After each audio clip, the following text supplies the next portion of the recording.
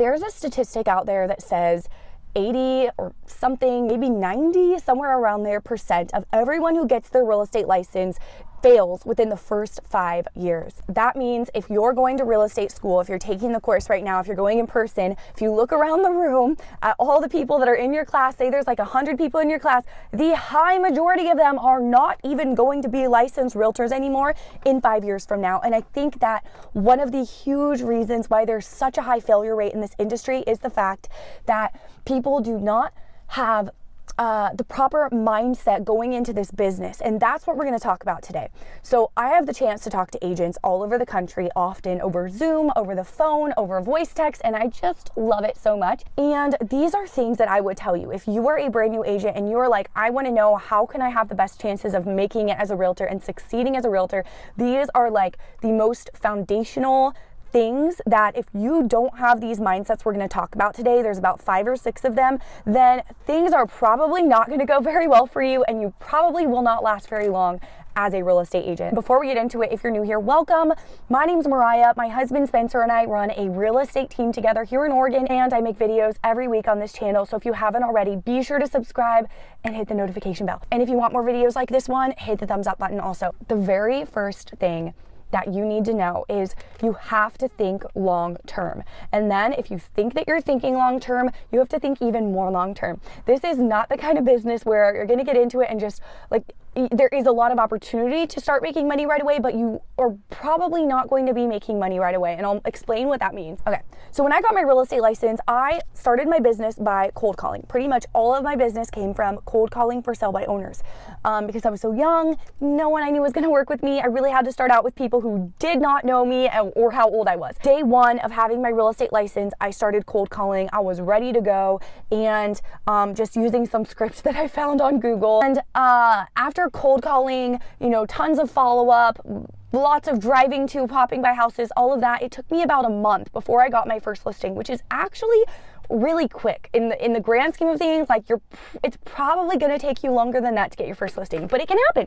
So it took me about a month, got my first listing. Once you get your first listing, it took a few weeks, maybe a month to get an offer accepted on this particular house. In a different market, it might take even longer for things for you to finally get an offer accepted. Once your offer is accepted, then you have to wait another 30 to 60 days or so until closing before you actually get paid. So I think that having that, there's a couple different ways we're going to look at this, like think long-term mindset. A couple different aspects we're going to apply it to. So the first aspect is what I just talked about. You have to think very long-term as far as getting paid. My husband and I were commission only for a very long time.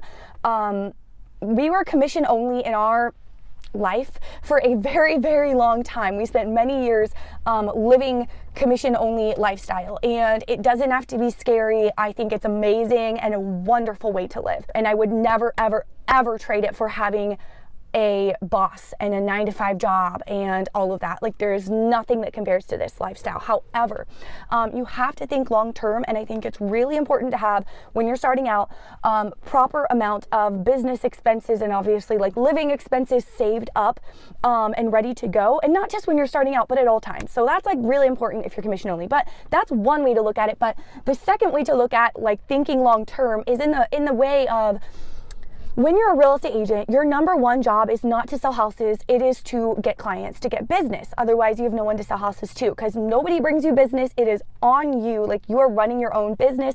No one's handing you clients. And that's actually the hardest part about being a real estate agent when you're starting out, is getting the business.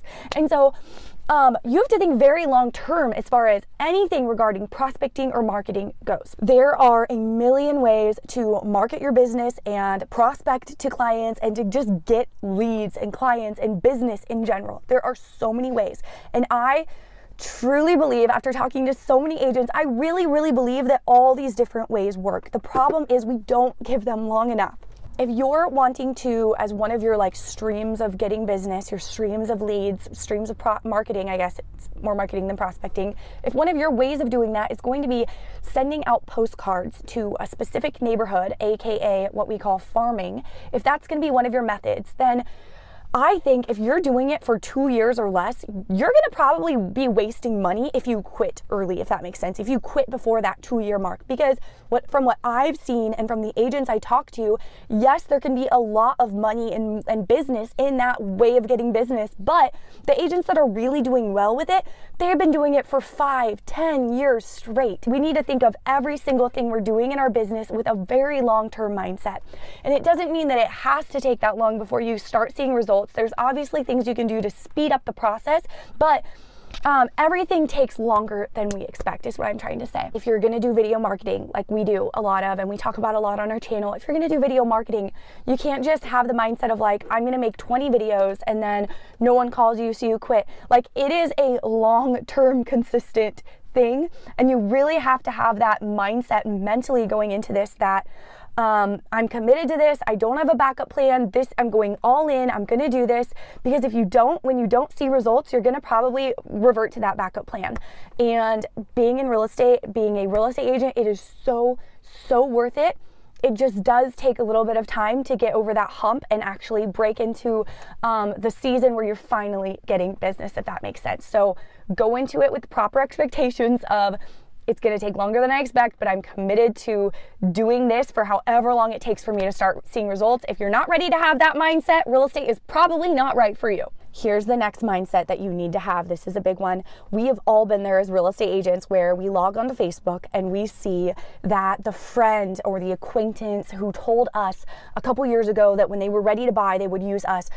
We see that they bought a house and they didn't use us. Or we've all had experiences where a family member buys a house and they don't even think to use us as their realtor, someone who's close with us in our life, like whatever.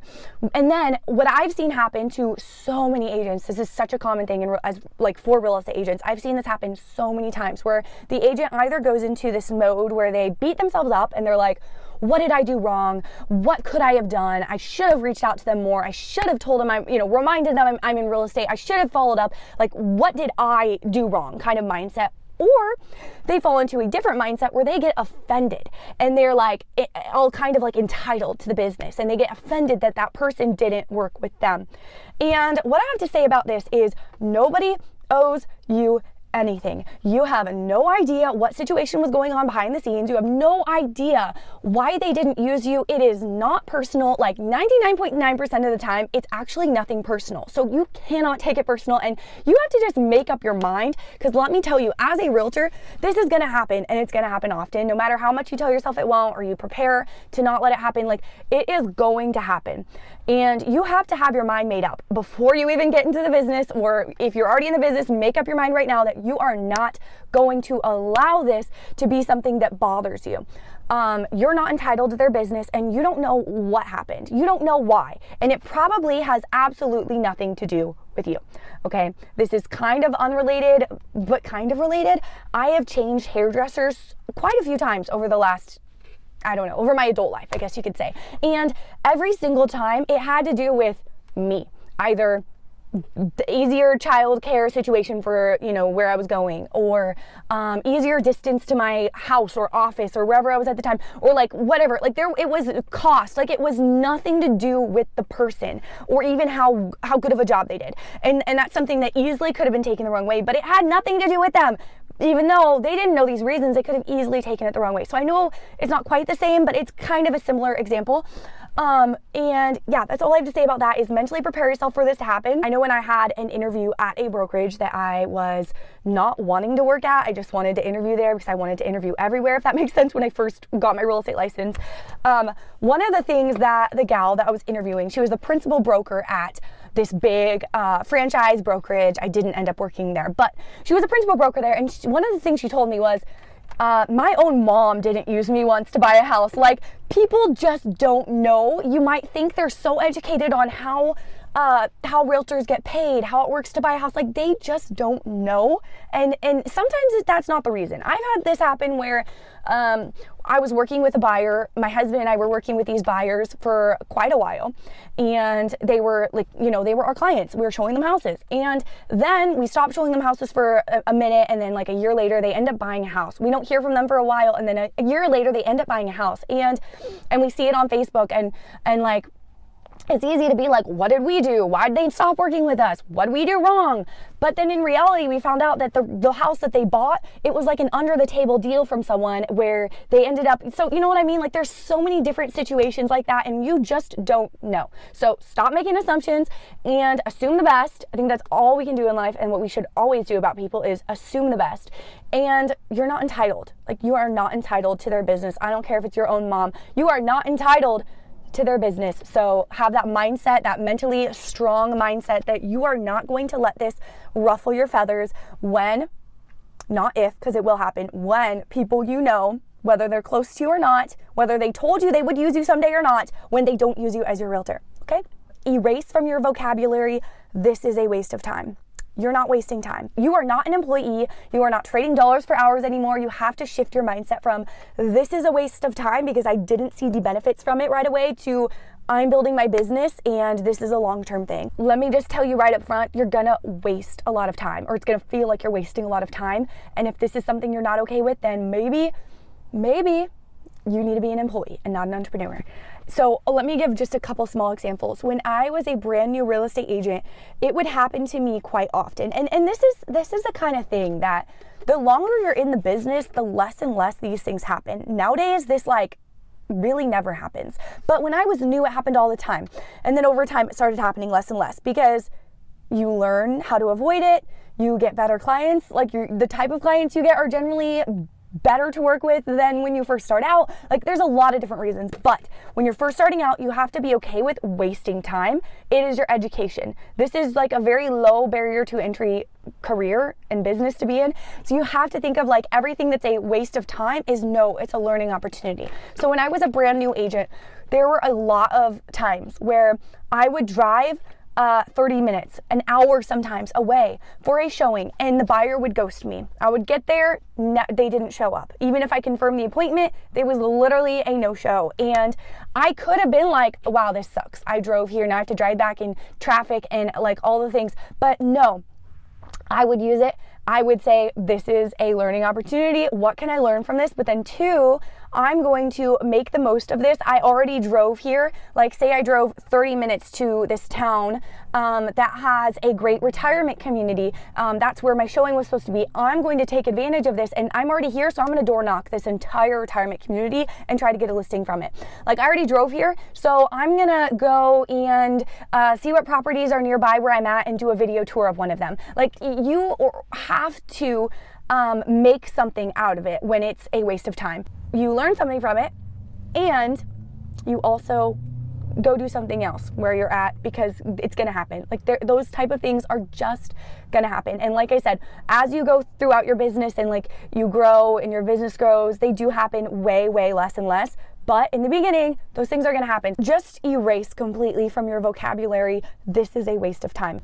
The next mindset shift you need to get over is I will start marketing my business when X happens, or I'll start putting myself out there online when this happens, or I'll start making, going live on Instagram, or I don't go live on Instagram, but like, you know what I'm saying? If that's the method that you're going to use to market your business, I'll start making YouTube videos to try to get clients once. I'll start putting out educational content on Facebook once. Sorry, people are leaving me. I will start putting out educational content on Facebook about the buying and selling process to try to attract clients once I've bought and sold I've helped this many clients. Like, no, you are a licensed real estate agent. You have everything that you need right now. You have all the knowledge. If you don't, then go learn it. And putting out content is only going to help you learn even more how to better articulate it to your clients. And waiting is not going to help your business at all. The next mindset shift to make in your business is treating people like leads. They're not leads. They're humans that you are going to help, and they need your help, and they need you. That is a huge mindset shift that I think everybody needs to make when they're a brand new real estate agent. And then also just treating every single client, no matter how much money you're making from them, like they are $1 million client, because they are a human, and that is the type of service that they deserve. Like it doesn't matter how much money you're making from the transaction, they deserve the type of service where they're getting honored and treated very well, regardless of how much money they're making you. And this is something I'll just share a way that I've seen this pay off in my business is I cannot tell you how many times, I talked about this in a video recently where I started out in my business by selling a lot of manufactured homes that were for sale by owners. And I cannot tell you how many times those like literally $10,000 mobile home deals, this has happened so many times, would turn into, I would treat them like $1 million client, because that's how I wanted to treat every client, even well before I ever sold $1 million house. And I'm out of water and I'm parched. I would treat them like $1 million client, having no clue that they owned other houses or real estate anywhere. And then that one deal, because apparently those people that own that $10,000, $15,000 manufactured home owned other real estate properties, and that one deal would end up getting me so many more deals that I never saw coming, that were like real beautiful stick-built homes that I would have never guessed that those, owners owned. But if I would have just been like, oh, it's a $10,000 house, I'm not going to put that much effort into it, I'm not going to show up and give it my best, I'm not going to like it wouldn't have happened. So do it because they deserve it, because they're human, but also because you don't know what it's going to turn into. The sixth and final little bonus mindset I'm going to throw in there is you have to change your mindset from this house is never going to sell to it only takes one right buyer and boom, we're under contract. I remember back in 2018 to part of 2019, before things got crazy in 2020, the real estate market had really slowed down and homes were sitting on market for quite a while. And I remember having listings that I was like, man, this house is never going to sell. Like, I don't see how this house is going to sell. And these houses that I had listed, oftentimes would have like no showings or hardly any showings. But then out of nowhere, after hearing nothing, like hearing no interest, no showing requests, out of nowhere, boom, one buyer would come look at it and then we'd be under contract. So it really can happen that way. That's something I'm having to remind myself right now, because I have a personal transaction that I'm doing, a personal house that I'm selling. That's my husband and I's, and I just keep reminding us, like, we just keep reminding ourselves, like, there hasn't been a lot of traction on it, and it only takes one buyer. Like, we literally just need one buyer to call us. It doesn't matter, because I know that to be true because I've seen it in so many transactions. So don't get discouraged. And I think it's also part of our job as a real estate agent to keep some hope in the air for our sellers when they're getting discouraged, because they don't know, but we know because we've seen it.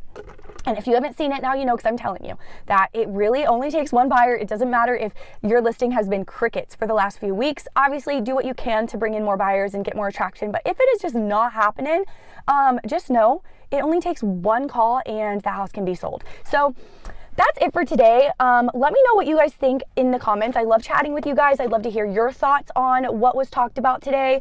If you grab value from this video, hit the thumbs up button. Head over to my channel. I have a lot of playlists that you might grab value from, and I'll see you next week.